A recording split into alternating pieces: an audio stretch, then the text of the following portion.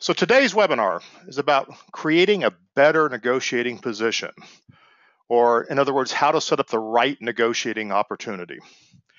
And like all of our webinars, this one has a sponsor, except this week the sponsor is, well, it's me. We should all toot our own horn every once in a while. So I thought I'd remind you of who I am and how to find out more about me and what it is that I do. So the Stimson Group, of course, we have our own website, trstimson.com. Lots of good information there. A lot of ways to learn about what it is I do for folks, testimonial videos and that sort of thing. You can also find me at avmatters.com, which is how you found this webinar. Lots of articles there, access to more videos, and of course the archived webinars. A lot of good material growing on there. I've got a YouTube presence, so there's videos on the YouTube that you can look at, as well as Vimeo. So I'm all over the place. But what does a consultant actually do? And I'm going to break it down into three very simple things. What you mostly see and what most people know me for is they see me doing keynotes. They see me doing presentations or seminars on trends, best practices, or business approaches. And that's what many consultants do to get out there and get their face known. What I do for a living is I evaluate business processes, help companies with planning, and help them understand their financial results and how to improve on all of those things. And sometimes folks like me to be involved with that on an ongoing basis. So a lot of my work is annual contracts to give ongoing advice as an outsourced executive. So I work with lots of different management teams, which gives me more and more access to information about what makes companies run well and what doesn't work. So if you need some help with any of those things, well, now you know how to find me. So I am your presenter. I am Tom Stimson, president of the Stimson Group. I've been in the industry for 30 plus years. We won't talk about what the plus means anymore. I'm a past president of Infocom. I'm involved in a lot of the associations, and I'll be a moderator at next month's Infocom Live event. I hope you register for that. That you can find at infocom.org/live. Now, today's topic, negotiating. Here's what you're going to learn. First thing we need to understand is how we lose control of negotiations, and we often do this before they even start. If you're set up for a good negotiation, chances are you're going to have one. Many of the systems and processes we use to sell actually are setting us up for poor negotiations. So I want to identify a couple of those things and call some of those practices out. You're going to find that different types of clients require different negotiating techniques. And you'll also start to realize that different salespeople are going to be better at different negotiating techniques. But if we focus on the client first, we'll put ourselves as a company in a better position to negotiate effectively. When we talk about negotiations, we all tend to think about this in terms of customer objections. And I want to tell you right now, we're going to learn that customer objections are helpful. You need customer objections because it will tell you how you can close the order. And if you understand how to close, you can close sooner, which is probably the most important aspect of negotiation. And we're going to also learn that rejection may sometimes be the best possible outcome. Sometimes the answer is no. And the sooner we find out, the more time we have to work on customers and projects that are going to lead to a yes.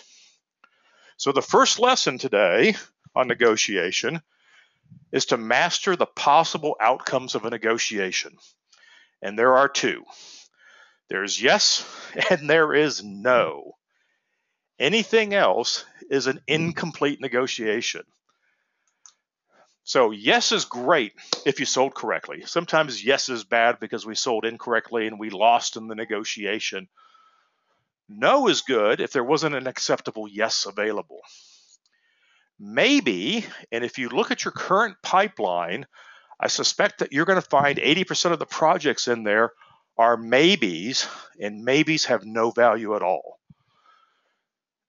Remember that the longer you negotiate, the longer you have a maybe, the lower the price, the more compromised your position is going to be. Resting on maybe, well, there's a tendency, and it's a human tendency, for salespeople in particular to rest on a maybe. We start that job on heavy pencil and we have a hard time getting the client to close. And we keep saying, no, this is still working, this is still working. And while you're doing that, that perpetual maybe is using up virtual resources of your organization, making it harder for you to negotiate other deals that can close because your maybe is hanging out there. I don't like maybes. As a sales manager, maybes are a problem to me. Now, where do maybes come from? Too often, our sales team, and we've done this to them, are trained that the only acceptable outcome is a sale at the best price you can get. And that philosophy leads to maybes because clients know that the longer they wait, the better price they're going to get. Now, here's the problem in negotiation then. If you've been watching this webinar series, and I hope you have, and if you haven't, go back and watch the ones prior to this, qualify, position, and close is how we get to a good negotiating position.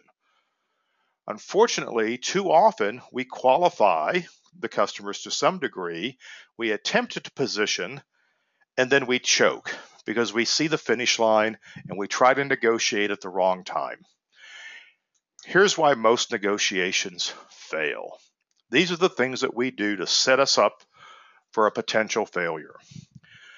If we don't qualify well, very often we try to do business with buyers who never intended to buy in the first place.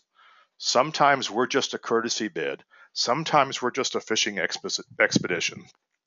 Sometimes they're just trying to validate or verify what their chosen supplier is going to do for them. So if we don't qualify well, we're not going to close the business. Sometimes negotiations fail because the seller has a preconceived notion of scope and value. In other words, they've done their research, they think they know what they're asking for. Perhaps they're trying to avoid the embarrassment of looking like a newbie and not knowing what they're talking about.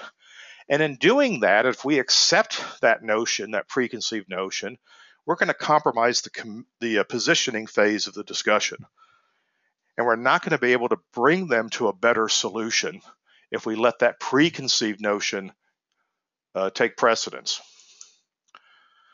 The third thing that causes many negotiations to fail is that we start negotiating at the wrong time. The customer has to be ready, willing, and able to close. We need to make sure that all their boxes are ticked off before we ask for the business.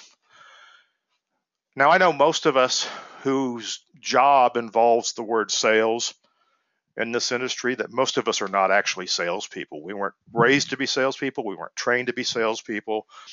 We were thrown into a sales position.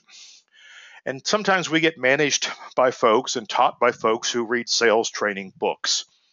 And they learn phrases like, the key to sales is ABC, always be closing. Always ask for the business. Always, always, always. When we follow those things and don't understand what you were supposed to do before you asked for the business, we botch the negotiation and we ask at the wrong time. So in my system, yes, we do eventually ask for the business, but if you have to ask for it, you probably weren't going to get it. So I guess it'd be a good time to agree on what negotiating actually is. Negotiating is establishing the conditions of an agreed upon scope of work. And the conditions of the scope of work are terms, exclusions, and price. What's the terms of doing business, terms and conditions? What are the things that are not included? And what's the fee for doing it? Successful negotiators will always work from a position of strength. When you're confident about what it is you're talking about and what the value of something is, you're in a much better position to negotiate. If you're fearful or desperate, or you're trying to make a quota or trying to beat a deadline, you're giving up an awful lot of your strength. Successful negotiators are always prepared to walk away from a bad deal, and that's extremely empowering. Negotiating on only one variable is far more effective than fighting multiple fronts. And that's probably one of the top 3 takeaways today. If you can figure out how to negotiate one variable instead of multiple variables, and you get to the right negotiating point in the conversation, you're much more likely to succeed. So let's look at some of the uncontrolled negotiating points that create weaknesses in our negotiating position. And while not every one of these will apply to your business, most of them are pretty common in our audiovisual industry, whether you're in systems integration, heck, if you're a manufacturer or distributor, and certainly if you're in rental and staging. A line item price is a negotiating point. The more line item prices the client sees, the more opportunity they have to negotiate. The discount, whether it's a markup or a markdown, if you do it on a line item basis or on a group basis, is a negotiating point. If you're in the rental business and you use a multiplier to get from a day to a longer period, such as a week, that's another negotiating point. And all of these negotiating points get manipulated to get you to a starting price. So we already have a huge matrix of potential negotiating points before we even got to the base price. And then you've got terms to start thinking about. You've got the terms for maybe getting a deposit on the job in order to confirm it, how to get the final payment, how are you going to handle expenses, how are you going to handle change orders and charge for them. What about substitutions that happen on the fly, which is another kind of change order? What if the client wants access to specific personnel and you don't find out until after the deal is done? That's a byproduct of bad negotiating. And there's other special requests, such as, oh, by the way, can we put 4,000 pounds of marketing material on your truck on the way to show site? These are all uncontrolled negotiation points. So we start off with a 3x3 pricing matrix, which gives us 9 iterations up to infinity on a starting price. We have a set of terms and conditions, which are getting defined after negotiation has started instead of before negotiation has started. And then we haven't defined how we're going to manage scope creep. And the integrators understand scope creep probably a lot better than the live event guys do, because the live event guys, we just roll with it. Scope creep is extremely expensive in systems integration. So we had a lot of uncontrolled negotiating points, because if everything is negotiable, that means there's nothing that's non-negotiable. And when I talk to salespeople and I listen to their frustrations about dealing with clients and clients putting pricing pressures on them and clients being demanding and telling them how things are going to happen, holding their feet to the proverbial fire, it's because there's nothing that's non-negotiable in their presentation. So in other words, if we follow the traditional methodology that many of us have been taught, we give up most of our negotiating, if not all of our negotiating leverage. So let's change the way we look at getting to a negotiating conversation and when negotiation happens.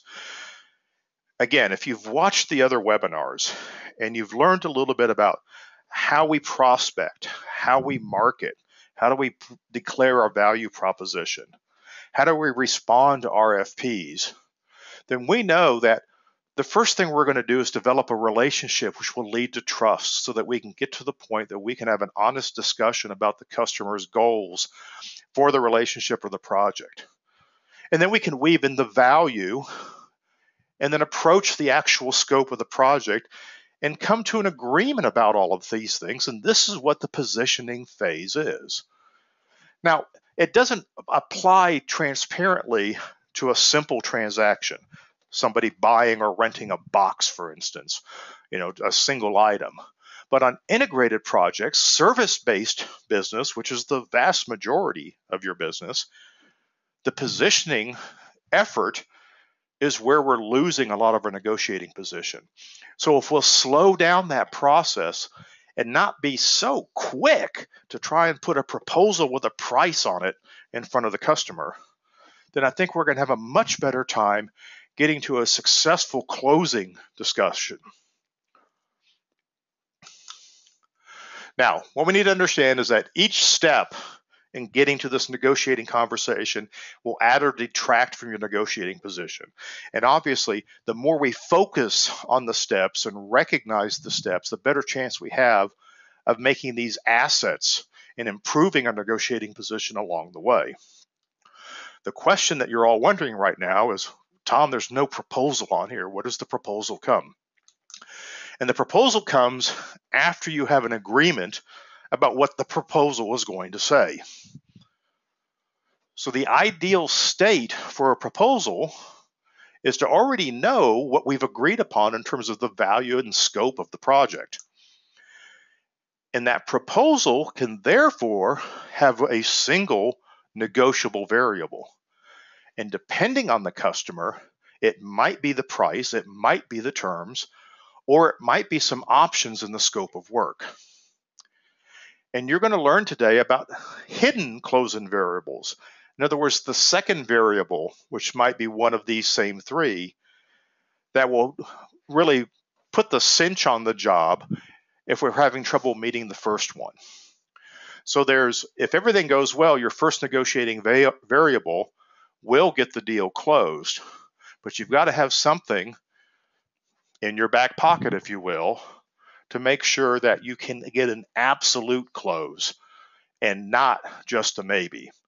So if the first negotiating variable just gets you to a really stronger maybe, and what you need is a really strong yes or a no, that second closing variable needs to come out. So let's talk about the variables. Which variable should I use? And what am I negotiating in the first place? In order to negotiate, in order to put the right variables on the table, you have to listen. Go back to probably every presentation I've ever made. The most important skill for a salesperson is listening. And as we get to know the customers and we develop the relationship and we develop trust so that we can have a conversation about their projects and their goals, what words are they using? What are the ideas or issues that they bring up? And what problems are they actually trying to solve that you can help them with? And sometimes what you'll learn is that the relationship needs to develop more because you may not hear words that indicate that they trust you yet. So we want to build trust and we keep listening until we start getting those signs. You can make as big of a mistake not listening or not hearing the indicators that the client wants to move forward as you can misinterpreting them. So practice listening and recite back to the customer whenever you can. In other words, mirror what you're hearing them say to make sure that you're both on the same page. Now, I want to go ahead and talk about the elephant in the room very early here. What happens when clients make it about price? And I know that 1/3 of you who are listening today have running through your head, well, it's all about price, it's all about price, it's all about price. Customers talk about price when we've given them nothing else to talk about. And they will lead with price because everybody they've ever dealt with in the past made the conversation about price. So when the customer tries to make the conversation about price, it's a great time to listen. And the best way to listen is to ask a question. Ask them why. Help me understand why price is so important at this time, at this juncture on this project. And the standard response isn't always because price is always important, because we know that's not true. We're all consumers. There are times where we will pay more for better. You need to understand when the customer is going to make that choice as well. So test price-based choices. If you can ask the 5 whys, and the 5 whys is the theory that if you ask why 5 times, eventually you'll get to whatever the core issue is. And sometimes the core issue is because somebody told me that it was about price. we can test price-based choices. So for instance, if your presentation content is all about computer slides, then perhaps we can save some money on projection and move from DLP projectors to LCD projectors. Do you agree? That's a price-based choice based on the information that you have. And you'll learn a lot from that proposal, from that answer. When the client tells you why something's important, or what it is they do or don't understand about the question you just asked, you learn some more about how to make the project less about price. As you have this discussion about price, find out ways to equalize. Think about things like, if the price is really, really important, what's the second most important thing? Okay. So for instance, if you said if all of your suppliers came in at the same price for the same solution, who would you choose and why? Now, not everybody will give you that information, but you need to ask that question, because if they won't answer the question, then you haven't developed trust and you're having a conversation about price before you have a customer.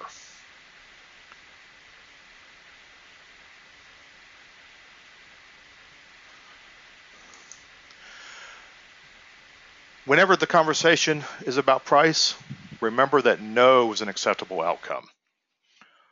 So never play the lowest price game. Someone's always going to go lower. And you can have a frank conversation with customers about this. Okay. Matter of fact, I'm pretty notorious in my sales history of giving them the name and the phone number of the guy who's going to do it for less. Okay. Your boss may not like you doing that, but personally, I found it fairly effective.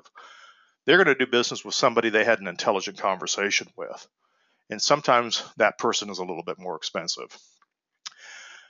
And when you learn through all of these techniques that the lowest price is a non-negotiable point, then stop negotiating. And unless you want to be the low price competitor or know that you can make good money at the price that's in front of you, then it's time to walk away. If the customer is only going to negotiate on price and you don't want to negotiate on price, you have nothing left to negotiate about. And that's a hard truth to accept. And sometimes it's a hard truth to get your boss to accept. All the more reason to make sure that you go through the qualifying and positioning phases and put a tremendous amount of effort into a good opportunity before you're willing to walk away. Now, once we've had all these conversations, we're working towards an agreement. We've built trust. We've talked about the scope. We've even had a discussion about value. We need to come to some sort of, let's just call it a verbal agreement. And by that verbal agreement, we've summarized everything we agree upon. We've talked about the things that need to be included in order to make the job work for the customer. We've talked about the things that we've agreed to forego or add in order to stay in budget. And if we can restate all of those things and reconfirm that position, then you can now put it into a proposal. That proposal that in the old days, before you started thinking strategically about negotiation, you would have had in their hands before the first meeting. Now we're ready to actually write a proposal, but we're going to actually, if we're good at this, write an agreement. Because if we've got a ballpark price, which you should be able to do in many cases, or a not to exceed price, you can say, hey, if I can put the proposal together and do everything we've talked about for X dollars and not exceed that, is this something that we can move forward on? They said, yeah, I need to see it, but I think that's what we're talking about. Then don't write it as a proposal. Don't put proposal on the top of your missive. Put agreement on the top of it and treat it like an agreement that simply needs to be signed. And if I can get this to you by tomorrow, when can you have the purchase order back to me? These are things that you do when you set up for a great negotiating experience. And there's still some negotiation left to happen, but we're in a much better position than blindly sending off an a proposal. Now, when I do get around to writing this proposal or this agreement, we want to make sure it reflects all the ground that we've gained in the pre-negotiating process. Okay. So remember what we've been through here. We've got this relationship, we've developed trust, talked about goals, we know the value they're looking for, we've finalized the scope of the project, we've come to a verbal agreement. All they need to know now is a validation of the fees in written form. And from that point, we might be able to have a little bit of a negotiation. Your proposal starts with internal budgeting. And for a lot of the projects that I'm talking about, you probably began this internal budgeting ages ago. You can start budgeting a project long before you get around to creating a proposal for the customer, because it gives you an idea of what you're talking about so that you can have a value discussion with them. So at some point, we get to take that internal budgeting, or perhaps we were going to begin the internal budgeting now and build the project and understand what your costs are. Make sure that you have all the parts and pieces that tell you how much room you have to negotiate. And we don't build an internal budget in order to show it to the customer. We build the internal budget so that we understand what the job is, which is why many of us will start this much earlier in the process. Once we know what's in the project and we've validated what that project is, all we need to put into the proposal is what the customer needs to see and what the customer needs to understand. So that goes back to restating what we've agreed upon, writing a verbal scope of work instead of putting 27 pages of line items into a proposal. The less you need to put into a proposal, the easier it is to close. Now, I realize I'm a consultant and I don't actually sell the kinds of things that you sell anymore, but I can tell you the easiest proposal to close is the one you never write, the one you got a handshake on. Hard to do if you're in the live events or the integration business. The next easiest is a one-page proposal, and then a two-page proposal. The more pages in your proposal, the harder it is to get it signed. Now, one thing I can't emphasize enough in the negotiating process, if you're going to negotiate from a position of strength, then you need to understand your costs. And this is where I find most sales teams struggle, because the company often doesn't know its actual costs. And the salesmen are going to battle, here I'm going to use a fighting metaphor, salesmen are going to battle not knowing how many bullets they have in their cartridge. So either they're going to run out or they're going to miss an opportunity to use less. So you have to know your costs, and your pricing has to be based on something that you understand and that the salesman understands, so that in the heat of negotiation, we can make a good choice and maybe satisfy the customer's need for having negotiated and actually close the job. So if you've set everything up well in your system, then all the closing options become equally valuable to you.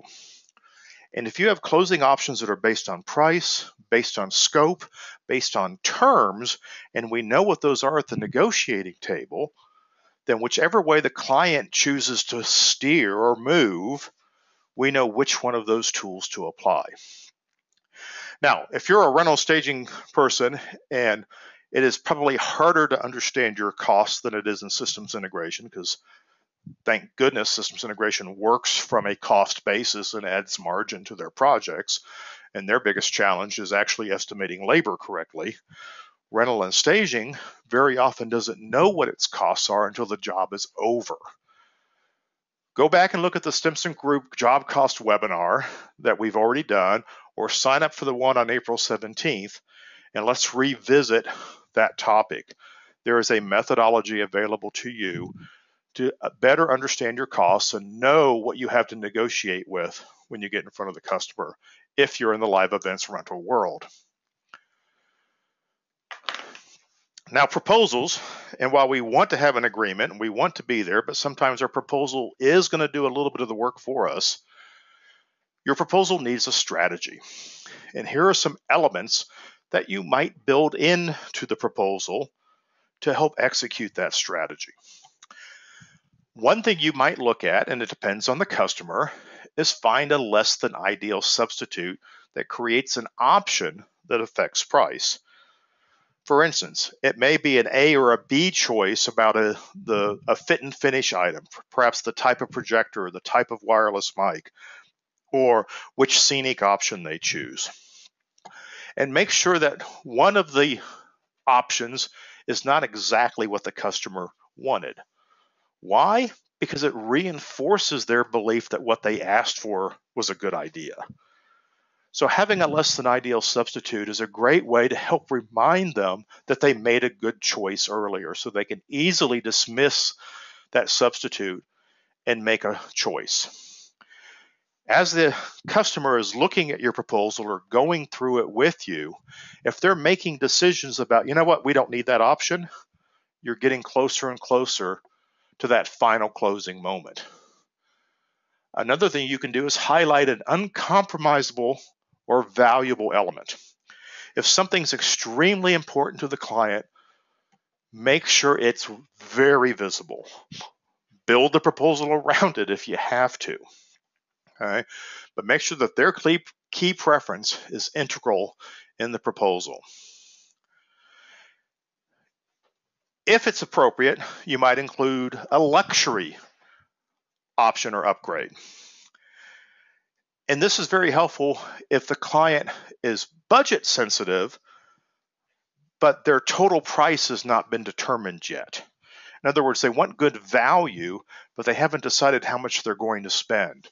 That luxury or upgrade might help them make that decision. They might free up some money and not even buy the luxury item, but it will make them more comfortable spending more money. So these are all some psychological techniques that can help them look at the proposal and refocus on the meat of it, which is everything that you agreed on before. Now, proposals have to have a terms and conditions strategy.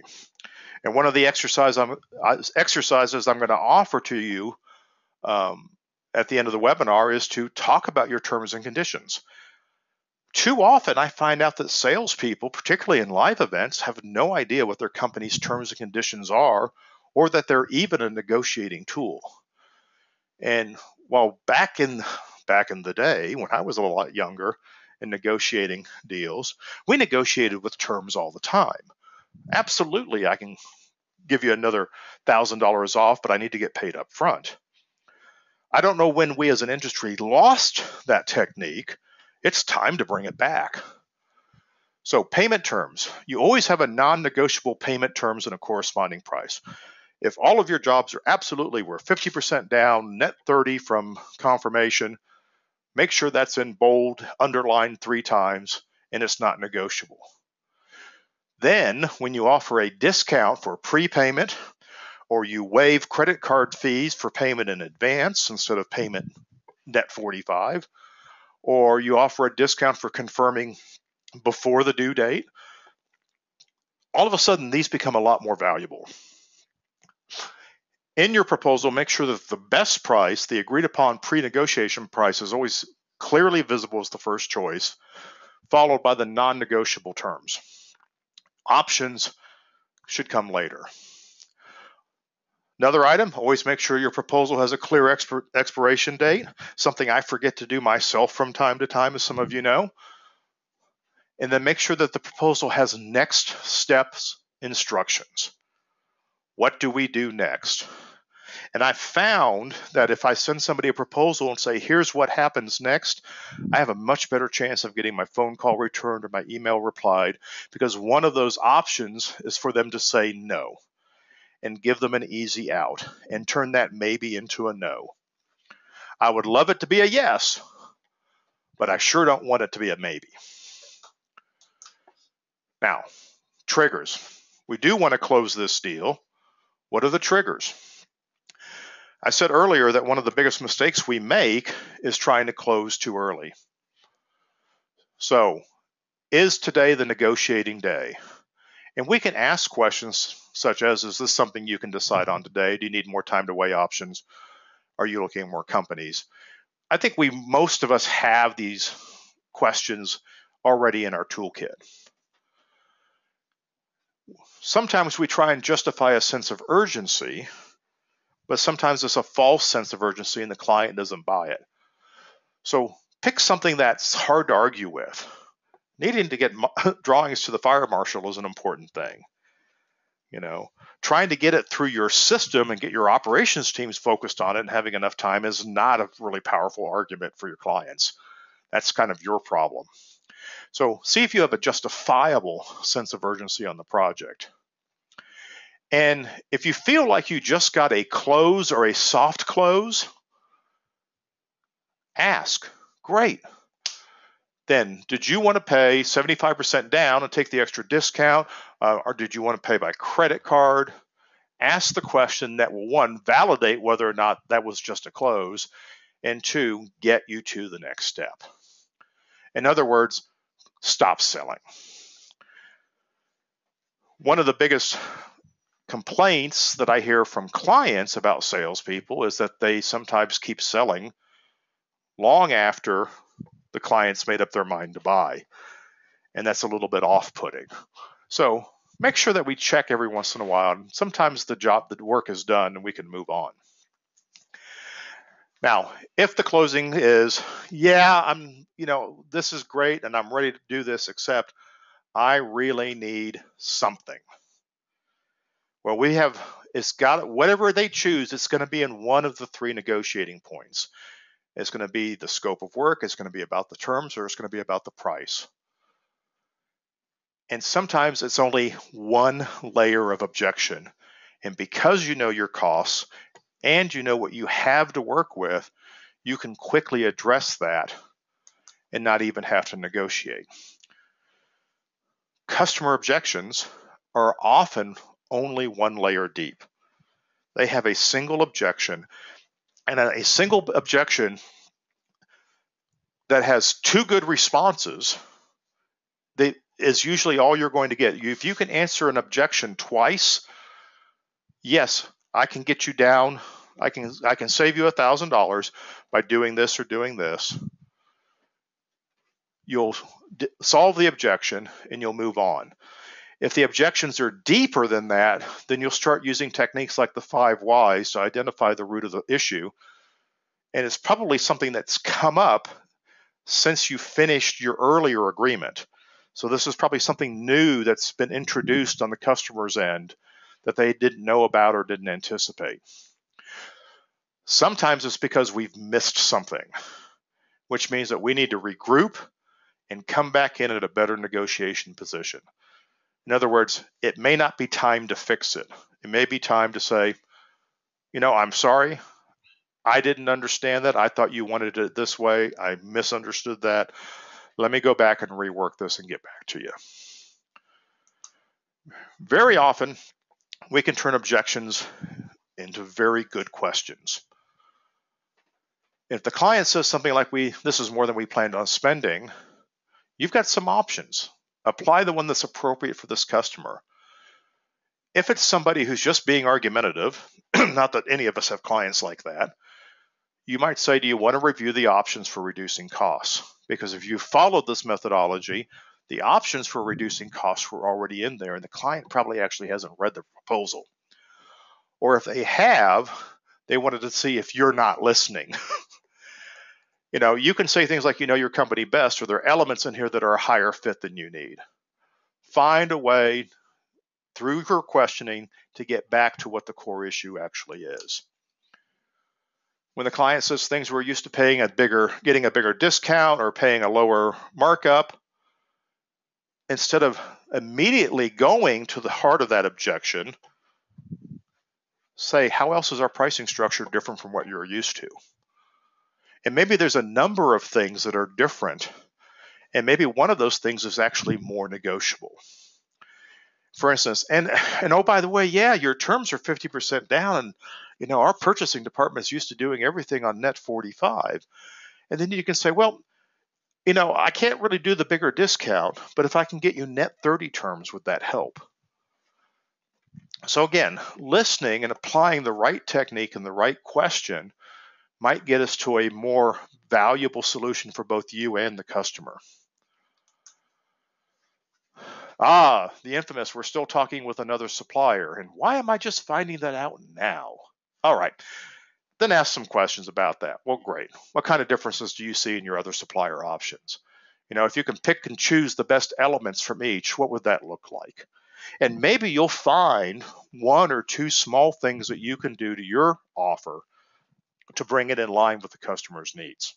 Again, this is just good listening skills.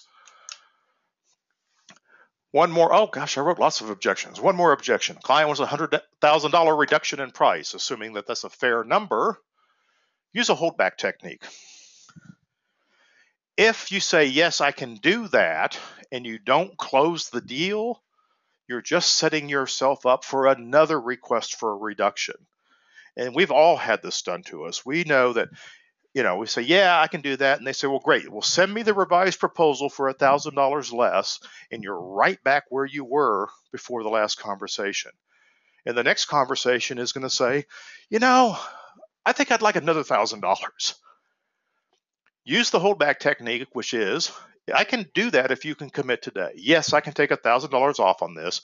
What I need you to do is send me the confirmation that says you agree to this if there's a $1,000 reduction, and then I will send it back to you confirmed with a $1,000 reduction. Would that be okay? Some clients like to waffle. Sometimes they don't know why they're not closing.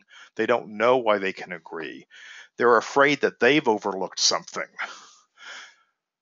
They get cold feet.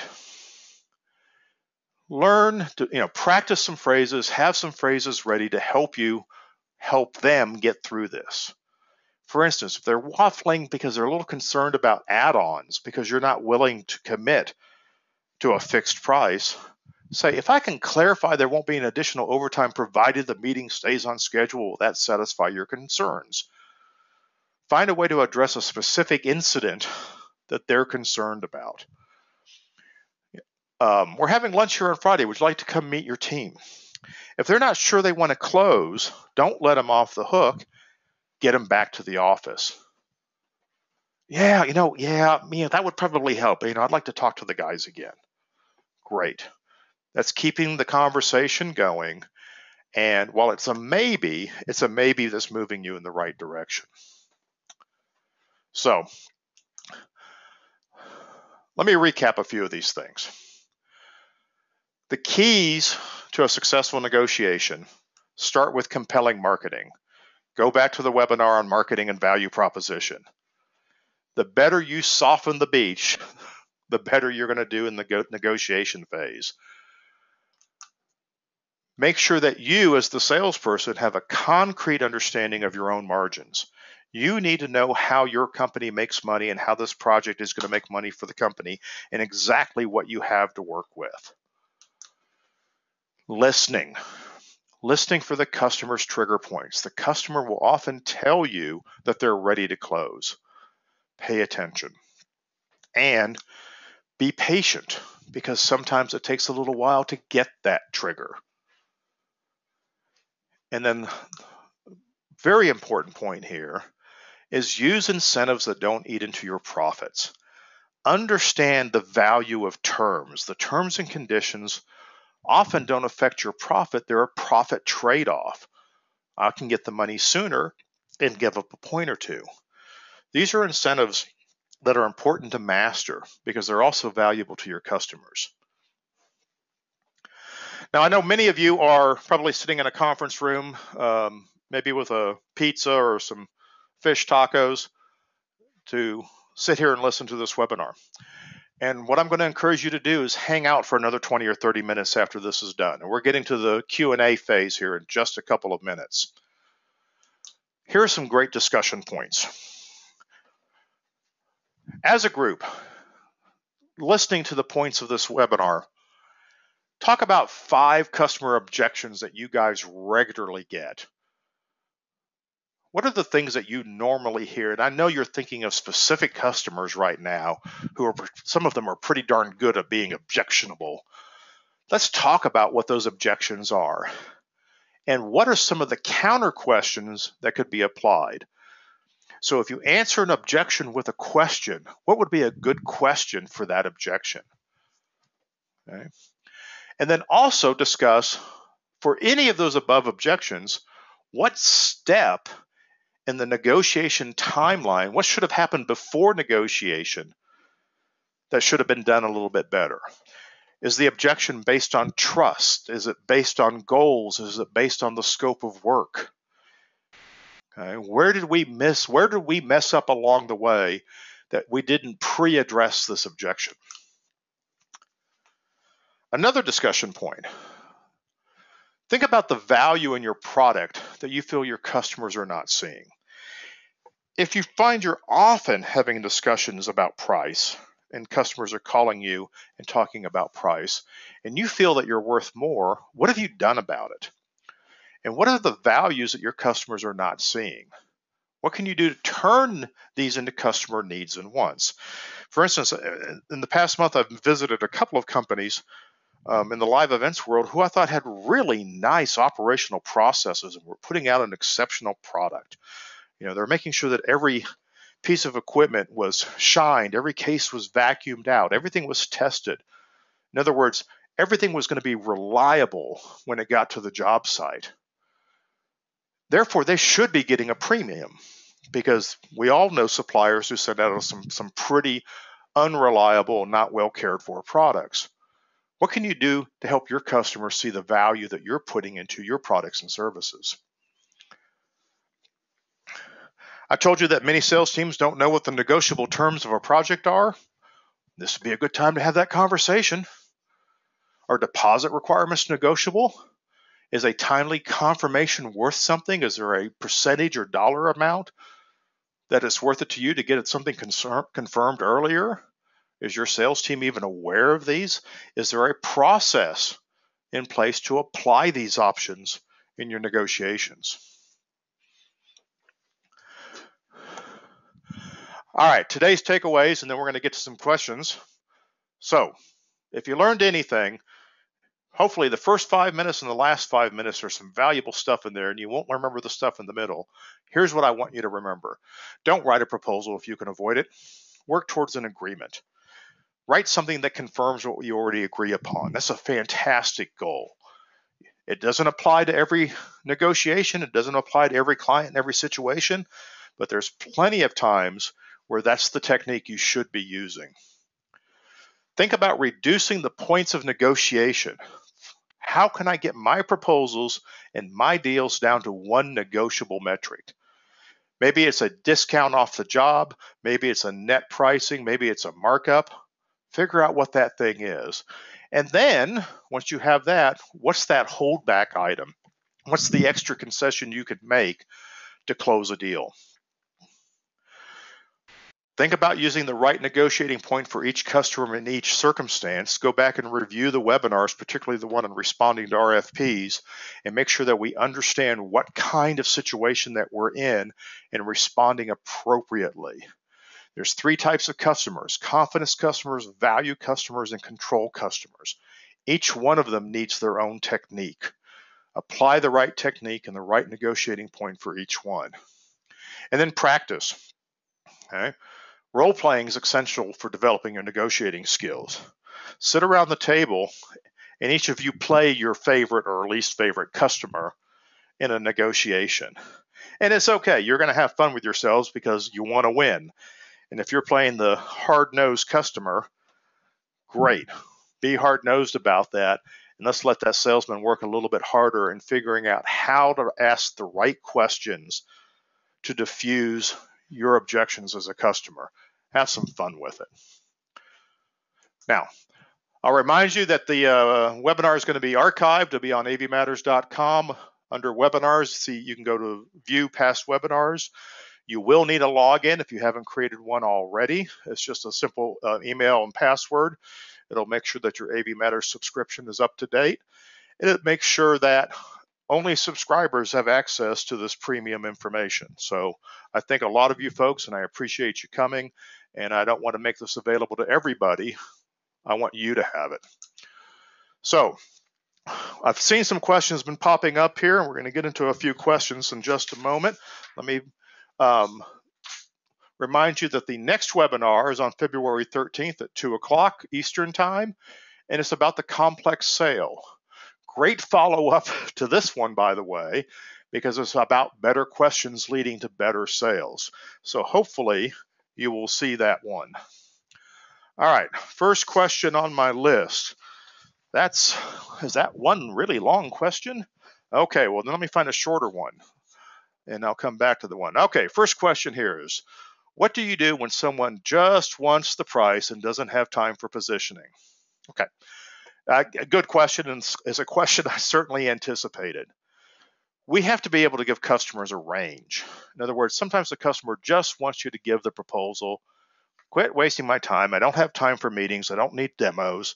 Just tell me what this is going to cost, okay? This is when we need to give them a range. We need to say, projects, what you're describing typically costs from this to this. There's a lot of different options on there. Help them out as much as you can, but do not go to all the trouble and expense of writing a proposal when you haven't finished qualifying. You certainly haven't gotten into the positioning phase. And you also get to remind them that they shouldn't rely on that because what you're asking for may not even meet your needs. And that's the important response there. I understand what you're asking for. I don't know if what you're asking for will meet your needs, but a sales meeting like that for 3 days typically runs about $10,000 to $15,000, depending on the venue and the fit and finish of the job. However, we have clients that will spend $40,000 or $50,000 on that kind of an event. Now, that's probably not completely satisfying, but it's a darn honest answer. And maybe it will get you to the next phase, or maybe they were just tire kicking. Next question. Let's see. Good comment here. Said, I often ask the first-time client what their max budget is for the service we are discussing, not wanting to lead out with my price. Good for you. Many first-time or savvy customers will respond with something like, we aren't sure how much we would spend or how much that service would cost. We are at the initial stages. Okay, it's kind of like the first question. We're drafting budgets, curious of what you know. So the question this person is asking, is this even a real customer? Is there any benefit to me to offer up the first data point for my prospective customer to go shop with my competitors? How would you respond? This is actually the same question. It's about that rough pricing question. If you follow the procedure of qualify, position, and close, and you go through and have enough of a conversation to qualify that this is a likely customer, ask them tell them ask them to tell you a little bit about the suppliers they've hired in the past for this job. Get a sense of at least where they fit in the value chain, and before you go any further, invite them to learn more about you. It's a fair trade-off. You can even go so far as to say, tell you what I'll do for you. I'll put together a mock budget for you if you'll listen to what it is that we do. It's kind of the timeshare approach, but you both get something out of it. And hopefully what you'll get out of it is the conversation you should have. But everybody, like the answer to the first question, everybody should be able to provide a range and provide mock budgets or examples, maybe one sheets, case studies to say, here's a $5,000 project, this is what it looks like. Okay, another question. Tom, would you comment on BANT or another lead scoring system? Is this the most efficient way to call out tire tickers or prospects that don't grasp the issues? No, I'm not going to comment on BANT. I am going to say that sussing out tire kickers or prospects is your job. You have to have the conversation. And the implication in the question, and I'm not saying that the author implies this, customers that don't grasp the issues, that's not a customer problem. That's an opportunity for you. I love prospects that don't grasp the issues. That gives me something to have a conversation about. So if the customer is qualified, what you just described to me was a customer that needs positioning. And if it's an institutional sale, and if it's something where you've got to go through a bidding process or quoting process or is a public bid process, go back and review how that fits into the responding to RFP scenario. If the customer is not willing to engage with you at a high level, they're not going to buy from you. Okay? If they're not willing to have that conversation, they're not really serious. All right, another question. Oh, okay, I've never heard this one before. We work in a very price-driven region. If I'm not the low bidder, I wouldn't have any work at all. Okay, if I had $1 for every time I've heard that, I wouldn't have to be a consultant. I could just live off the residuals. The last webinar in this series talked about value proposition. You can't create the perception of value if the value isn't there. So you might need, as a company, to re-examine who you are and why you're swimming around with the bottom feeders. It might be because you are one of them, or it's much more likely that you're completely out of touch with the marketplace. So it's likely that no one's offered these customers something that is worth more to them than price. It's your job. So this is a good question, but it does tell me that you have some serious work to do before you can be a more effective negotiator. So if your attitude is that all conversations are about price, as an outsider, my concern is you have no understanding of your value proposition in the marketplace, and you're not providing something that's worthy of any discussion other than price.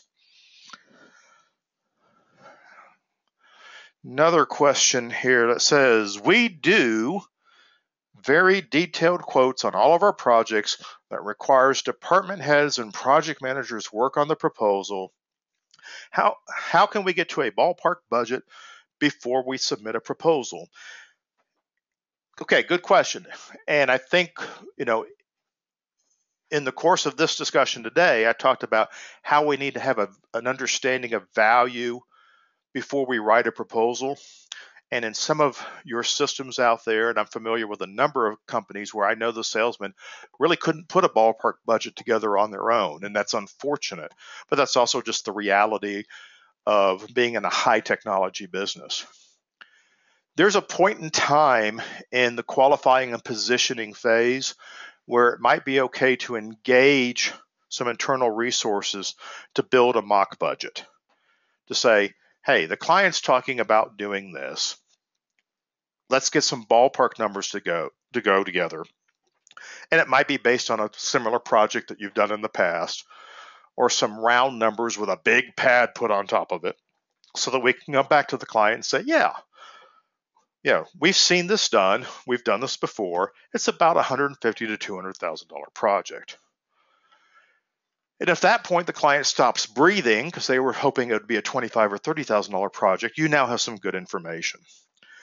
So I can't help you fix in this webinar why it takes so much energy and so many people in order to put a budget together, but I can tell you, you can engage that team less often and later in the process after you've qualified, instead of asking them to do it in order to qualify the client. So right now, if a client calls you and the first thing you do is go to the production team and get a budget together so that you can go back and have a conversation with the client, I'm suggesting that have the conversation with the client and determine whether or not that effort from the production team is really what needs to happen right now. So you'll have fewer demands on your production team's time. So again, thank you, everybody. That's the last question we're going to get to today. Our hour is up. I will answer the other questions I see coming up here. Thank you. Keep writing them in this weekend as I put all the archive together. So I look forward to your continued questions and support. Don't forget to register for the upcoming webinars, including the complex sale next month. So thank you again.